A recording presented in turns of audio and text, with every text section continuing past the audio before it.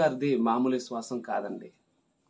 దేవుణ్ణి అబ్రహాం గారు ఎంతగా నమ్మాడనంటే మనందరికీ తెలుసు. దేవుని మీద బహు విశ్వాసం కలిగినటువంటి వ్యక్తిగా, బహుగా దేవుణ్ణి నమ్మినటువంటి వ్యక్తిగా అబ్రహాం గారు మనకు కనబడుతుంటాడు లేఖనాల ద్వారా. మనం చూస్తే దేవుడు పిలవగానే 12వ అధ్యాయం ఆదికాండంలో అబ్రహాం గారు వెంటనే బయలుదేరి వెళ్ళిపోయాడు. మనందరికీ తెలుసు, పిలవగానే వెంటనే పిలిచిన వాడు నమ్మదగిన వాడని అబ్రహాం గారు నమ్మాడు.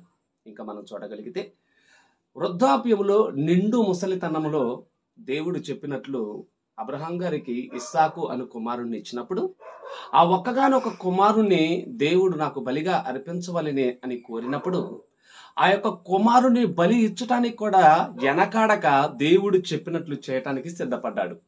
కాబట్టి అబ్రహాము గారు విశ్వాసులకు తండ్రి అని అంటే ఆ పేరు ఊకినే రాలేదండి. దాని వెనక ఎంతగా అతడు దేవుణ్ణి నమ్మాడంటే, దేవుడిని కంటే ఎక్కువ దేనిని ఎవరిని ఆయన నమ్మలేదు, ప్రేమించలేదు.